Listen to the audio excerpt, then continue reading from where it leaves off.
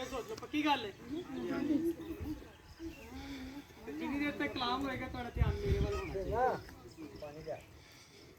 अगर तो पक्की गल है तो फिर जिन्नी देर तक कलाम होएगा तुहाडा ध्यान ਸਾਡਾ ਧਿਆਨ ਤੁਹਾਡੇ ਲਈ हां तुसी समझे जे बाकी किसी ਨੂੰ नहीं समझ आएगी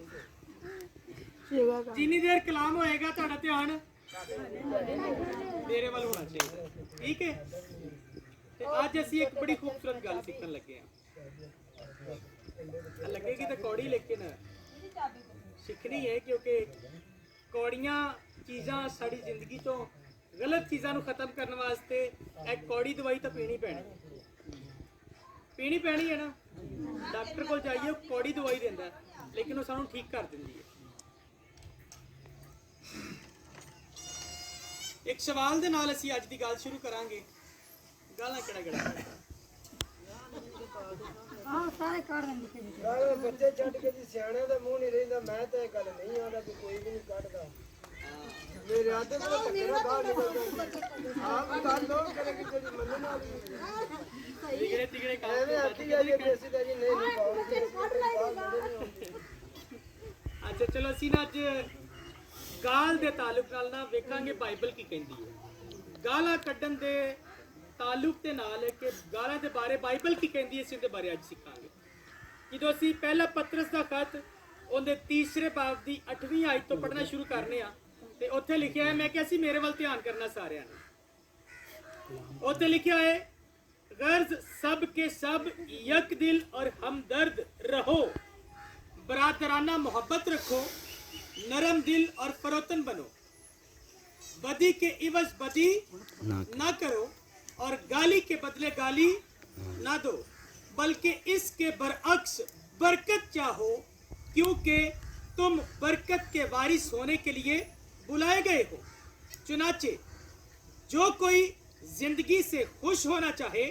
और अच्छे दिन देखना चाहे वो जुबान को बदी से और होंठों को मक्कर की बात कहने से बाज रखे कलाम खुदा का पढ़ा जाना सुना समझा और कबूल किया जाना हम सबों के लिए बाइश बरकत सो यहाँ पर साफ और वाज़ेह तौर पर हमारी तरबियत के लिए हमें सिखाने के लिए कि हमें अपनी जुबान को कैसे बदी से दूर रखना है और अपने होंठों को मक्कर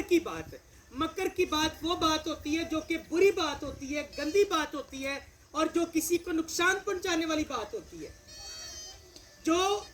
बाइबल मना करती है कि ऐसी बातें करोगे तो दूसरे का नुकसान होगा ऐसी बातें करोगे तो दूसरे का भला नहीं होगा बाजी ने एक बात कही उसने कहा कि बुरा चंगा डांटन तो ना असी गाल कढ़ लेने लेकिन तुहानू पता है कि बाइबल कहंदी साडे लफज असर रखते हैं साडे लफज असर रखते हैं किसी लिए असी बुरा चाहांगे ना तो बाज़ुकात वो जो असी चाह रहे हैं ना किसी लिए हो भी जाता जे क्योंकि साडे लफ्ज़ों के अंदर जिंदगी भी है तो मौत भी है इमसाल की किताब च लिखिया सुलेमान बिन दाऊद कहता है कि तुसी अपनी लफ्ज़ों के जरिए नाल किसी नू जिंदगी भी दे सकते जे ते मौत भी दे सकते जे बाज कुछ लोग ना उन्होंने जिन्ना मर्जी मार लो प्रॉब्लम नहीं होएगी लेकिन जो लफ्ज़ों की मार मारो ना उन्होंने तो लग पता जाता है जो बेगम गल्ला करती है बंदे नू या फिर बंदा गल्ला करता ना बेगम नू ते ओ इहदे नाल थप्पड़ मार लेना ते उनका उन्ना दुख नहीं होगा जिन्ना लफज मारते ने अंदरों कतल करते ने तोड़ देंदे ने बंदे नू इसलिए बाइबल कहती है कि एक तो गाली दे इवज गाली नहीं देनी बल्कि अगर तुहानू कोई गाली कढ़दा है तो कहती है कि तुसीं उहदे लई बरकत चाहो क्यों बरकत चाहो क्योंकि असी बरकत दे फरजंद हां असी बरकत देण लई दुनिया ते आए हां जदों असीं यसू मसीह दे विच आ जांदे हां ते फिर असी बरकत दे फरजंद बन जांदे हां यानी कि साडे कोल एक अथॉरिटी साडे कोल एक इख्तियार साडे कोल जिहड़ा ना प्रॉपर दूसरे नू बरकत देन दा एक जिहड़ा ना इख्तियार साडी जिंदगी दे विच आ जांदा है कि असी दूसरे नू कहना है खुदा तेनू बरकत दे लेकिन अगर असी ऐसी जुबान तो दूसरे नू गालां कढांगे तो फिर बाइबल कहती है कि एक चश्मे चों दो तरह का पानी नहीं निकल सकता ਉਹ ਇੰਜ ਹੋ ਸਕਦਾ ਕਿ ਨਲਕਾ ਗੇੜਦੀ ਪਈ ਉਹ ਕੋਈ ਬੀਬੀ ਭੈਣ ਤੇ ਉਹ ਨਲਕਾ ਗੇੜੇ ਤੇ ਹੁਣ ਇੱਕ ਦਫਾ ਗੇੜੇ ਮਿੱਠਾ ਨਿਕਲੇ ਤੇ ਦੂਸਰੀ ਦਫਾ ਕੌੜਾ ਨਹੀਂ ਨਾ ਹੁੰਦਾ ਇਸ ਤਰ੍ਹਾਂ। ਤੇ ਇਸੇ ਤਰ੍ਹਾਂ ਹੀ ਉਹ ਕਹਿੰਦੀ ਕਿ ਤੁਹਾਡੇ ਮੂੰਹ ਦੇ ਵਿੱਚੋਂ ਜਿਹੜਾ ਨਾ ਜਾਂ ਤਾਂ ਮਿੱਠਾ ਪਾਣੀ ਨਿਕਲੇ ਤੇ ਜਾਂ ਫਿਰ ਕੌੜਾ ਨਿਕਲੇ, ਜਾਂ ਤਾਂ ਪੂਰੇ ਅੰਦਰ ਤੇ ਜਾਂ ਫਿਰ ਪੂਰੇ ਬਾਹਰ। ਇਹ ਨਹੀਂ ਕਿ ਜਦੋਂ ਕਲਾਮ ਸੁਣ ਰਹੇ ਆ ਉਦੋਂ ਅਸੀਂ ਖੁਦਾ ਦੇ ਆ ਤੇ ਜਦੋਂ ਕਲਾਮ ਸੁਣਨ ਤੋਂ ਬਾਅਦ ਅਸੀਂ ਹੁਣ ਇਬਲੀਸ ਦੇ ਜਾਂ ਫਿਰ ਦੁਨੀਆਦਾਰੀ ਦੇ।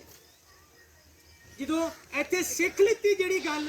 ਕਿ ਬਾਈਬਲ ਕਹਿੰਦੀ ਹੈ ਕਿ ਗਾਲੀ ਦਿਵਸ ਗਾਲੀ ਨਹੀਂ ਦੇਣੀ, ਤੇ ਅਗਰ ਤੁਹਾਡੇ ਨਾਲ ਕੋਈ ਬਦੀ ਕਰਦਾ ਤੇ ਬਦੀ ਦਿਵਸ ਉਹਦੇ ਨਾਲ ਬਦੀ ਨਹੀਂ ਕਰਨੀ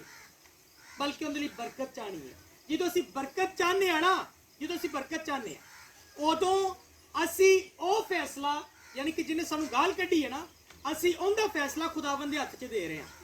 ਕਹਿੰਦੇ ਖੁਦਾਵੰਦ ਅਸੀਂ ਇਹਦੇ ਲਈ ਬਰਕਤ ਚਾਹੁੰਦੇ ਹਾਂ ਲੇਕਿਨ ਇਹ ਸਾਡੇ ਲਈ ਠੀਕ ਨਹੀਂ ਚਾਹੁੰਦਾ, ਅਸੀਂ ਇਹ ਫੈਸਲਾ ਤੇਰੇ ਹੱਥ ਦੇ ਵਿੱਚ ਦਿੰਦੇ ਹਾਂ, ਤੂੰ ਜਾਣੇ ਤੇ ਇਹ ਬੰਦਾ ਜਾਣੇ। ਜਿਵੇਂ ਉਹ ਅੱਜ ਇੱਥੇ ਕੋਈ ਲੜਾਈ ਹੋ ਜਾਏ ਨਾ, ਕੋਈ ਕਿਸੇ ਦਾ ਸਿਰ ਪਾੜ ਦੇ ਤੇ ਉਹਨੂੰ ਇੱਕ ਮੌਕਾ ਮਿਲ ਜਾਂਦਾ, ਭੱਜ ਕੇ ਥਾਣੇ ਚਲਾ ਜਾਂਦਾ, ਕਹਿੰਦਾ ਸਿਰ ਪਾੜ ਗਿਆ ਹੁਣ ਪੁਲਿਸ ਇਹਦਾ ਕਰੇਗੀ ਇਲਾਜ, ਭਾਵੇਂ ਗਲਤੀ ਹੁੰਦੀ ਹੀ ਹੋਵੇ। ਲੇਕਿਨ ਜਦੋਂ ਸਿਰ ਪਾਟ ਗਿਆ ਤੇ ਕਿਉਂਕਿ ਕਾਨੂੰਨੀ ਕਾਰਵਾਈ ਦੇ ਵਿੱਚ ਜਿੰਦਾ ਸਿਰ ਪਾਟਾ ਹੈ ਉਹਦਾ ਫਿਰ ਪੱਲੜਾ ਭਾਰਾ ਹੈ, ਉਹ ਫਿਰ ਜਾ ਕੇ ਕਾਨੂੰਨ ਦੇ ਹੱਥ 'ਚ ਫੈਸਲਾ ਦੇ ਦਿੰਦਾ ਕਿ ਲੈ ਵੀ ਤੂੰ ਫਾੜੋ ਨੇ ਨਾਲ, ਤੇ ਫਿਰ ਕਾਨੂੰਨ ਉਹਦਾ ਕੀ ਹਾਲ ਕਰਦੀ ਤੁਹਾਨੂੰ ਸਾਰਿਆਂ ਨੂੰ ਪਤਾ। ਇਸੇ ਤਰ੍ਹਾਂ ਹੀ ਜਦੋਂ ਤੁਹਾਡੇ ਨਾਲ ਕੋਈ ਬਦੀ ਕਰਦਾ ਨਾ, ਕੋਈ ਬੁਰਾ ਚਾਹੁੰਦਾ ਹੈ ਤੁਹਾਡਾ, ਤੁਹਾਨੂੰ ਕੋਈ ਗਾਲੀ ਕੱਢਦਾ ਹੈ ਤੇ ਤੁਸੀਂ ਗਾਲ ਦਿਵਸ ਗਾਲ ਨਹੀਂ ਦੇਣੀ, ਜਾਂ ਫਿਰ ਅਗਰ ਉਹ ਤੁਹਾਡਾ ਬੁਰਾ ਚਾਹੁੰਦਾ ਤੇ ਤੁਸੀਂ ਬੁਰਾ ਨਹੀਂ ਚਾਹਣਾ ਹੁੰਦਾ, ਤੁਸੀਂ ਉਹਦੇ ਨਾਲ ਅੱਛਾ ਹੀ ਕਰਨਾ ਹੈ। ਤੇ ਜਦੋਂ ਅੱਛਾ ਕਰੋਗੇ ਤੇ ਇੱਥੋਂ ਉਹ ਸਾਹਮਣੇ ਵਾਲਾ ਬੰਦਾ ਜਾਣੇਗਾ ਕਿ ਇਹ ਯਿਸੂ ਦੇ ਨਾਲ ਚੱਲਣ ਵਾਲਾ ਬੰਦਾ ਹੈ, ਇਹ ਯਿਸੂ ਦੇ ਵਿੱਚ ਜ਼ਿੰਦਗੀ ਬਸਰ ਕਰਨ ਵਾਲੇ ਲੋਕ ਨੇ, ਇਹ ਵਾਕਈ ਇਹਨਾਂ ਕੋਲ ਕੋਈ ਪਾਦਰੀ ਆਂਦਾ ਇਹਨਾਂ ਨੂੰ ਸਿਖਾਉਂਦਾ ਹੈ ਕਿ ਇਹਨਾਂ ਦੀ ਜ਼ਿੰਦਗੀ 'ਚ ਤਬਦੀਲੀ ਆ ਰਹੀ ਹੈ। ਅਗਰ ਅਸੀਂ ਕਈ ਸਾਲ ਵੀ ਆਂਦੇ ਰਹੀਏ ਨਾ ਤੇ ਤੁਹਾਡੀ ਜ਼ਿੰਦਗੀ 'ਚ ਤਬਦੀਲੀ ਨਾ ਆਵੇ ਤਾਂ ਫਿਰ ਨਾ ਤਾਂ ਕੋਈ ਇਹ ਕਹੇਗਾ ਕਿ ਤੁਸੀਂ ਯਿਸੂ ਦੇ ਵਿੱਚ ਚੱਲਣ ਵਾਲੇ ਲੋਕ ਹੋ ਤੇ ਨਾ ਕੋਈ ਇਹ ਕਹੇਗਾ ਤੁਹਾਨੂੰ ਕੁਝ ਸਿਖਾਉਣ ਆਉਂਦਾ ਹੈ। ਉਹਨੇ ਕਹਿਣਾ ਫਿਰ ਉਹਨੇ ਕਹਿਣਾ ਤੁਹਾਨੂੰ ਕਿਹੜਾ ਖਾਦਾ ਸਿਖਾਉਣ ਆਉਂਦਾ ਇੱਥੇ, ਤੁਹਾਨੂੰ ਉਹਨਾਂ ਨੇ ਦੱਸਿਆ ਨਹੀਂ ਤਾਂ ਕਿ ਗਾਲ ਦਿਵਸ ਗਾਲ ਨਹੀਂ ਦੇਣੀ, ਤੁਹਾਨੂੰ ਉਹਨਾਂ ਦੱਸਿਆ ਨਹੀਂ ਤਾਂ ਬਦੀ ਦਿਵਸ ਬਦੀ ਨਹੀਂ ਕਰਨੀ, ਤੁਹਾਨੂੰ ਦੱਸਿਆ ਨਹੀਂ ਬੁਰਾ ਜਿਹੜਾ ਚਾਹਣਗੇ ਉਹਨਾਂ ਲਈ ਦੁਆ ਕਰੋ। ਫਿਰ ਤੁਸੀਂ ਕਹਿਣਾ ਜੀ ਦੱਸਿਆ ਇਹ ਅਸੀਂ ਮਾੜੇ ਬੰਦੇ ਸੀ, ਅਸੀਂ ਨਹੀਂ ਉਹਨਾਂ ਦੀ ਮੰਨੀ ਹੈਗੀ, ਅਸੀਂ ਨਹੀਂ ਮੰਨੀ। ਤੇ ਇਸ ਲਈ ਬਜਾਏ ਕਿ ਸਾਨੂੰ ਇਹ ਨੌਬਤ ਪਹੁੰਚੇ ਕਿ ਅਸੀਂ ਉਹਨਾਂ ਨੂੰ ਇਹ ਕਹੀਏ ਕਿ ਜੀ ਸਾਡੇ ਕੋਲ ਆਂਦਾ ਹੈ ਲੇਕਿਨ ਅਸੀਂ ਨਹੀਂ ਮੰਨੀ, ਬਿਹਤਰ ਹੈ ਕਿ ਜਦੋਂ ਅਸੀਂ ਤੁਹਾਨੂੰ ਜੋ ਚੀਜ਼ ਸਿਖਾ ਕੇ ਜਾਂਦੇ ਆ ਨਾ ਉਹਨੂੰ ਆਪਣੇ ਦਿਲ ਦੇ ਵਿੱਚ ਲਿਆ ਕਰੋ ਤੇ ਉਹਦੇ ਤੇ ਅਮਲ ਕਰਿਆ ਕਰੋ। ਇਹ ਪੂਰਾ ਇੱਕ ਹਫਤਾ ਤੁਹਾਡੇ ਕੋਲ ਹੁੰਦਾ ਹੈ ਕਿਉਂਕਿ ਹਫਤੇ ਬਾਅਦ ਅਸੀਂ ਫਿਰ ਇਤਵਾਰ ਨੂੰ ਤੁਹਾਡੇ ਕੋਲ ਆਉਣਾ ਹੁੰਦਾ ਹੈ। ਇਸ ਪੂਰੇ ਹਫਤੇ ਦੇ ਵਿੱਚ ਉਸ ਕਲਾਮ ਨੂੰ ਬਾਰ-ਬਾਰ ਸੋਚਿਆ ਕਰੋ, ਜਿਹਦੇ ਬਾਰੇ ਦੱਸ ਕੇ ਜਾਂਦੇ ਆ ਨਾ ਬਾਰ-ਬਾਰ ਸੋਚਿਆ ਕਰੋ ਪਾਦਰੀ ਸਾਹਿਬ ਨੇ ਇਹ ਕਿਹਾ ਸੀ ਹੁਣ ਇਹ ਨਹੀਂ ਕਰਨਾ। ਅਗਰ ਕੀਤਾ ਤੇ ਮਤਲਬ ਪਾਦਰੀ ਵੀ ਛੁੱਟ ਗਿਆ ਤੇ ਕਲਾਮ ਵੀ ਛੁੱਟ, ਕਲਾਮ ਨੇ ਤਾਂ ਸਾਨੂੰ ਠੀਕ ਕਰਨਾ ਹੈ, ਉਹਨੇ ਤਾਂ ਆਪਣਾ ਕੰਮ ਕਰ ਦਿੱਤਾ, ਲੇਕਿਨ ਅਸੀਂ ਫੜੇ ਗਏ ਤੇ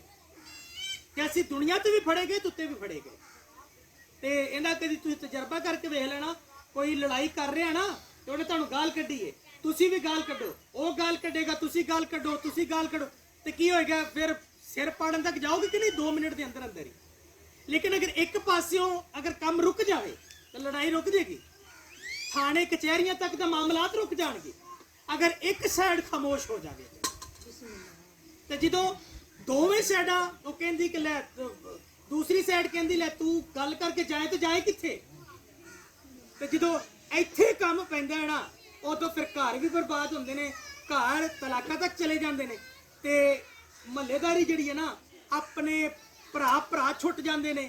ਚੰਗੇ ਭਲੇ ਰਿਸ਼ਤੇਦਾਰੀਆਂ ਜਿਹੜੀਆਂ ਗੂੜੀਆਂ ਰਿਸ਼ਤੇਦਾਰੀਆਂ ਉਹ ਟੁੱਟ ਜਾਂਦੀਆਂ ਨੇ। ਤੇ ਵਜ੍ਹਾ ਕੀ ਹੈ? ਵਜ੍ਹਾ ਇਹੋ ਹੀ ਹੈ, ਉਹ ਕਹਿੰਦੀ ਬਦੀ ਦਿਵਸ ਬਦੀ ਨਾ ਕਰ, ਗਾਲ ਦਿਵਸ ਗਾਲ ਨਾ ਦੇ। ਕਹਿੰਦਾ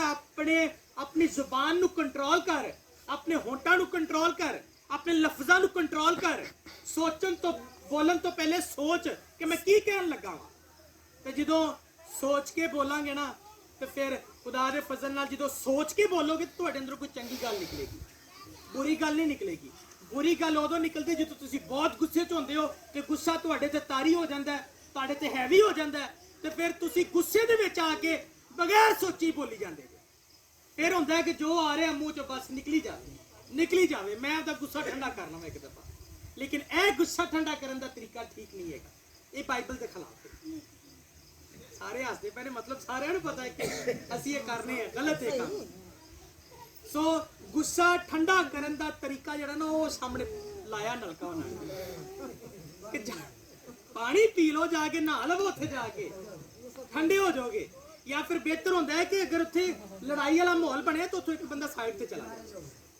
ਕਿਨਾਰਾ ਕਰ ਲਵੇ ਦੂਸਰੇ ਤੋਂ, ਤੇ ਫਿਰ ਦੋਵਾਂ ਬੰਦਿਆਂ ਦੇ ਗੁੱਸਾ ਠੰਡਾ ਹੋ ਜਾਏਗਾ। ਤੇ ਅੱਗੇ ਜਾ ਕੇ ਜਿਹੜਾ ਕੋਈ 2-3 ਦਿਨ ਲਈ ਫਿਰ ਇੱਕ ਦੂਜੇ ਤੋਂ ਮੂੰਹ ਬਣਾ ਕੇ ਫਿਰਨਾ ਹੈ ਨਾ, ਉਹ ਨਹੀਂ ਹੋਏਗਾ। ਆਉਣ ਵਾਲੇ ਵਕਤ ਦੇ ਬਾਰੇ ਸੋਚਿਆ ਕਰੋ ਕਿ ਹੁਣ ਤਾਂ ਅਸੀਂ ਵਕਤੀ ਤੌਰ ਤੇ ਇੱਕ ਦੂਸਰੇ ਤੋਂ ਗੁੱਸਾ ਕੱਢ ਲਾਂਗੇ, ਗਾਲਾਂ ਕੱਢ ਲਾਂਗੇ ਇੱਕ ਦੂਸਰੇ ਨੂੰ, ਲੇਕਿਨ ਇਸ ਤੋਂ ਬਾਅਦ ਜਿਹੜਾ ਨੁਕਸਾਨ ਹੋਣਾ ਹੈ ਨਾ ਉਹ ਭਿਅੰਕਰ ਹੈ, ਉਹ ਬੜਾ ਭੈੜਾ ਹੈ। ਉਹ ਸਾਡੇ ਦੋ ਚ ਨਹੀਂ ਗੱਲ ਰਹਿ ਜੀ ਕਿ ਅੱਗੇ ਰਿਸ਼ਤੇਦਾਰੀਆਂ 'ਚ ਗੱਲ ਪਹੁੰਚ ਜਾਏਗੀ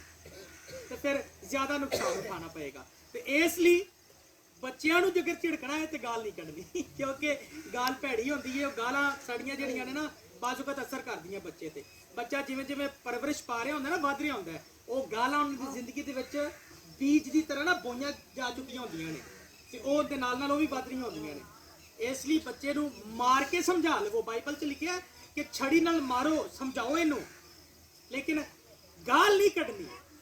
ਸੋਟੀ ਮਾਰ ਲਓ, ਚਪੇੜ ਮਾਰ ਲਓ, ਫੜ ਕੇ ਕੋਈ ਇੱਟ ਸਿਰ 'ਚ ਮਾਰ ਦਿਓ, ਲੇਕਿਨ ਤੁਸੀਂ ਇਹਨੂੰ ਗਾਲ ਨਹੀਂ ਕੱਢਣੀ ਬੱਚੇ। ਠੀਕ ਹੋ ਗਿਆ ਨਾ?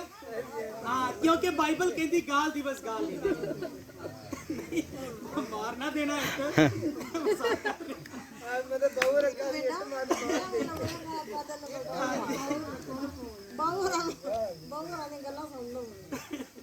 ਮਿਸਾਲ ਦੇ ਰਿਹਾ ਵਾ, ਮਤਲਬ ਉਹਨਾਂ ਨੂੰ ਮਾਰੋ ਬੱਚੇ ਨੂੰ ਕਿ ਸੁਧਰ ਜਾਵੇ, ਸੁਧਾਰਨ ਵਾਲਾ ਮਾਰਨਾ ਹੈ। ਤੇ ਗਾਲ ਨਹੀਂ ਕੱਢਣੀ ਤੇ ਬਦੀ ਨਹੀਂ ਕਰਨੀ, ਠੀਕ ਹੈ? ਬੁਰਾ ਨਹੀਂ ਚਾਹਣਾ ਕਿਸੇ ਦਾ। ਇਹ ਅੱਜ ਤੁਸੀਂ ਸਿੱਖਿਆ ਤੇ ਉਹਨੇ ਪੂਰਾ ਹਫਤਾ ਇਹਨੂੰ ਯਾਦ ਰੱਖਣਾ ਹੈ। ਬਾਰ-ਬਾਰ ਜਦੋਂ ਇਸ ਤਰ੍ਹਾਂ ਕੁਝ ਕਰਨ ਲੱਗੋ ਯਾਦ ਰੱਖਣਾ ਹੈ। ਪਾਦਰੀ ਸਾਹਿਬ ਨੇ ਬਾਈਬਲ 'ਚ ਦੱਸਿਆ ਸੀ ਇਹ ਚੀਜ਼ਾਂ ਨਹੀਂ ਕਰਨੀਆਂ। Hallelujah, hallelujah. ਖੁਦਾਵੰਦ ਅੱਜ ਦੇ ਕਲਾਮ ਦੇ ਵਸੀਲੇ ਨਾਲ ਤੁਹਾਨੂੰ ਸਾਰਿਆਂ ਨੂੰ ਬਰਕਤ ਦੇ। ਵਜਾਓ ਤਾੜੀ, ਕਲਾਮ ਇਕਬਾਲ।